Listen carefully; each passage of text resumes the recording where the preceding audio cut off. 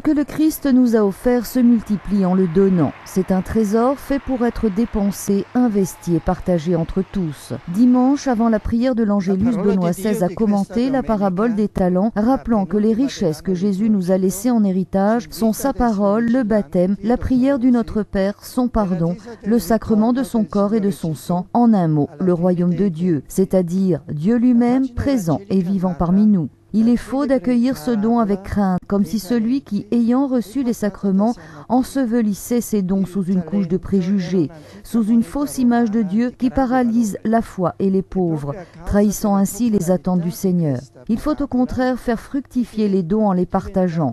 Benoît XVI a ensuite évoqué le 20 novembre, journée de prière pour les communautés de cloîtrés dont la présence est indispensable dans l'Église et dans le monde.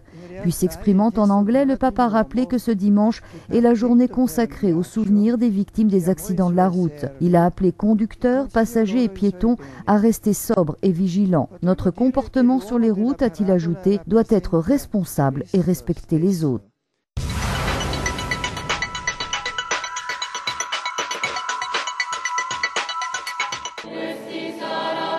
C'est par une concélébration eucharistique célébrée en l'église catholique de la Sainte-Croix à Nicosie par le cardinal Leonardo Sandri, préfet de la Congrégation pour les Églises orientales, que s'est ouverte à Chypre la rencontre internationale de prière pour la paix organisée par la communauté de Sant'Egidio. Intitulée « La civilisation de la paix, religions et cultures en dialogue », cette rencontre doit s'achever mardi 18 novembre. Des représentants des églises chrétiennes et des communautés ecclésiales ont assisté à la cérémonie. À l'homélie, le cardinal Sandri a réaffirmé que l'accueil, la patience et l'espérance sont le moyen le plus sûr pour cultiver le vrai talent que sont les religions. Il a rappelé que toutes les religions sont une force vitale extraordinaire pour l'humanité, à condition que chaque religion soit toujours ouverte à la vérité. Enfin, le préfet de la Congrégation pour les Églises orientales a déclaré que le christianisme est un don pour l'Europe et pour le monde, car il vise le développement de chaque homme et de chaque femme dans sa vocation historique et éternelle. Plus de 200 responsables religieux du monde entier participent à la rencontre de Chypre.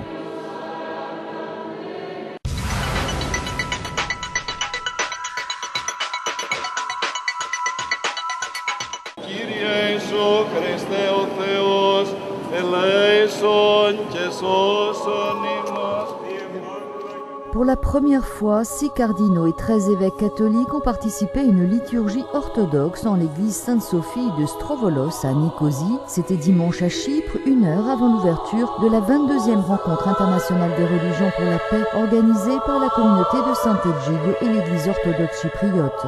Bien qu'en des langues différentes, nous avons réaffirmé par cette liturgie l'unité dans la foi et les liens d'amour qui nous unissent, a déclaré le responsable orthodoxe. À la fin de la liturgie, Andrea Riccardi, fondateur de la communauté de Sant'Egidio, a salué les églises orthodoxes, soulignant la beauté de la liturgie orthodoxe qui conduit au cœur de la paix. Le cardinal Sandri a pour sa part salué au nom du pape Chrysostome II et Théodore II et a remis aux responsables de l'église orthodoxe de Chypre 3 médailles commémoratives, dont celle de la dernière journée mondiale de la jeunesse à Sydney.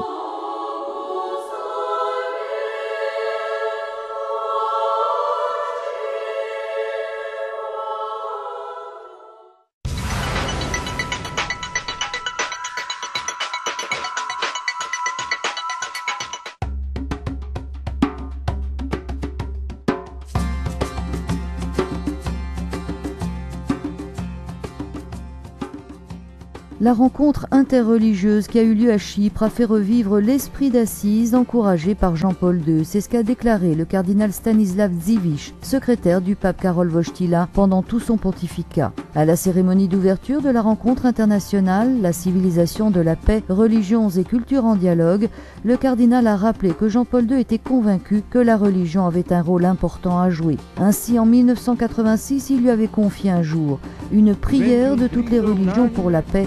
Voilà ce qui manque, un grand cri à Dieu pour obtenir la paix. Assise, la ville de Saint-François a donc été choisie comme lieu idéal où tous les croyants des diverses religions auraient prié Dieu. C'était le 27 octobre 1986.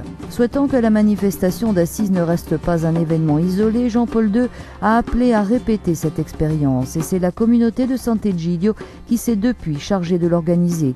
L'archevêque de Cracovie a souligné que cet esprit d'Assise est l'esprit de la paix. La fede La foi doit nous unir, surtout pour défendre les grandes valeurs, notamment la paix et l'amitié entre les hommes, entre les nations. La foi au Dieu unique ne doit jamais engendrer la violence ou la guerre. C'était l'objectif de la prière d'Assise et c'est le but de la rencontre d'aujourd'hui.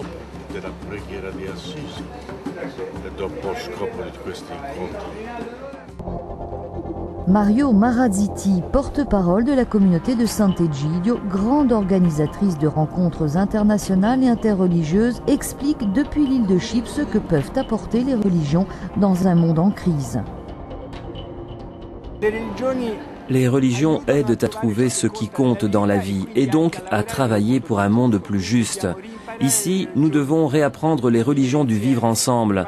Quand il y a crise, chacun est tenté de ne penser qu'à soi, de voir en l'autre un ennemi, un concurrent.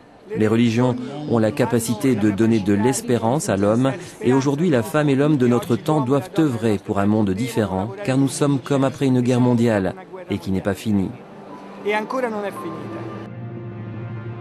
La ville de Nicosie vit au rythme de la rencontre internationale des religions pour la paix qui s'inscrit dans la continuité de la journée mondiale de prière pour la paix, convoquée à Assise par le pape Jean-Paul II le 27 octobre 1986.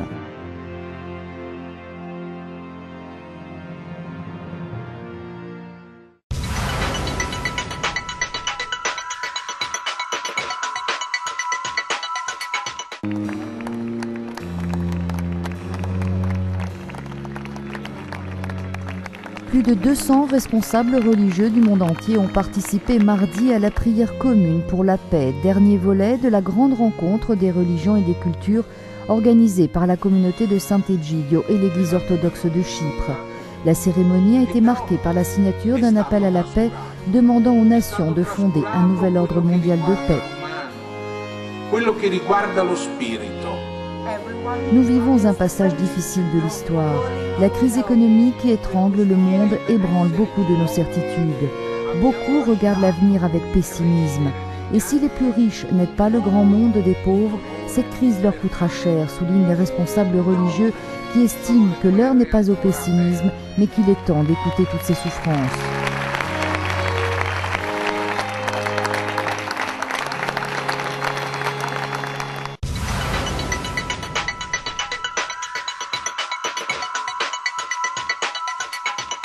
Toute intervention médicale doit viser par-dessus tout le bien de l'enfant malade et lui permettre, cela est très important, d'être en communication constante avec ses parents. Benoît XVI l'a affirmé dans son discours aux participants à la conférence internationale organisée par le Conseil pontifical pour la pastorale des services de la santé qui portait sur la pastorale de l'enfant malade. Le pape a souligné que tout être humain est une valeur en soi parce qu'il a été créé à l'image de Dieu, faisant allusion à la réalité des enfants malades, abandonnés, orphelins, victimes de conflits, du sida, de la faim. Il a déclaré que l'Église n'oublie pas les plus petits d'entre ses fils. Si d'une part elle salue les initiatives des nations riches afin d'améliorer leurs conditions de développement, de l'autre elle se doit d'inviter à accorder une plus grande attention à ses frères afin que grâce à notre solidarité, ils puissent envisager leur vie future avec confiance et espérance.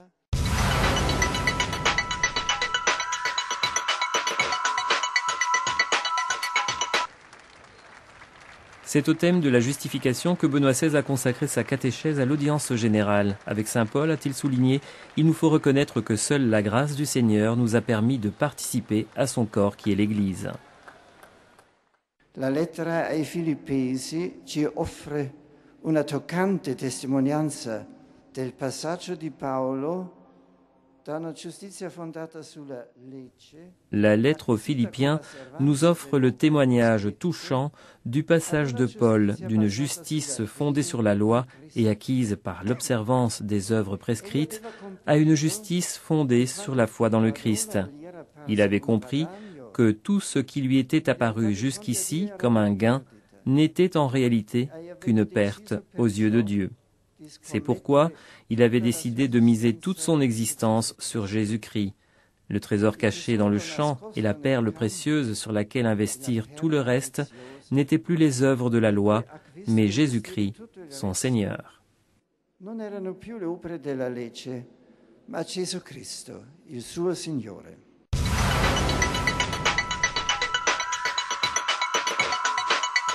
À Rome comme ailleurs, Noël approche et à part la petite pluie fine et la grisaille qui arrive sur Rome ces jours-ci, l'un des premiers signes de ces fêtes de Noël qui approchent ici au Vatican, eh bien, c'est la construction en ce moment même, place Saint-Pierre, d'une structure métallique pour accueillir la crèche géante qui sera au cœur de la place Saint-Pierre, devant la basilique Vaticane, flanquée dans quelques jours à peine d'un grand sapin, un sapin gigantesque, pour décorer cette place lors des fêtes de Noël.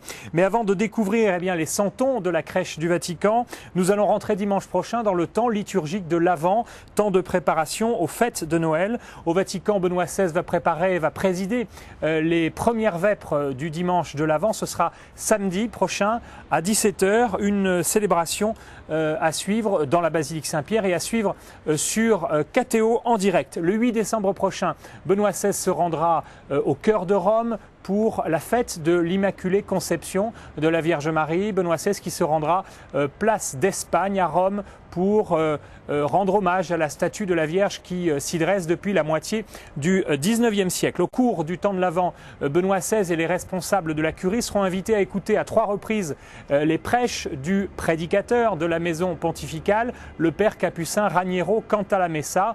Et puis Benoît XVI adressera autour du 20, 21, 22 décembre ses vœux à la curie romaine. On arrivera alors à Noël.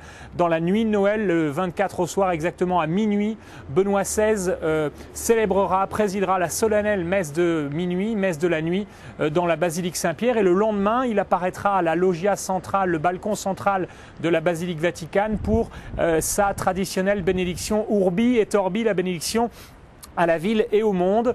Il adressera ses vœux de Noël aux fidèles du monde entier dans une 60aine de langues au moins et prononcera là un message très attendu chaque année, un message sur l'état du monde.